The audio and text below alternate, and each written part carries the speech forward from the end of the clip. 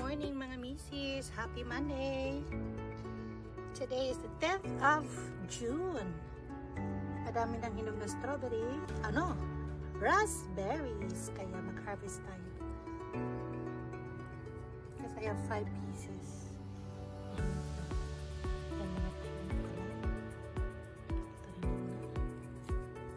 Pag natatanggal na siya dyan,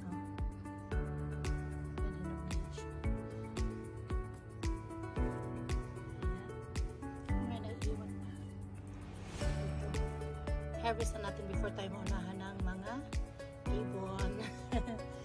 Okay. So I have 5 pieces of fresh raspberries. Alam nyo ba na isa po sa pinakamahal na raspberries?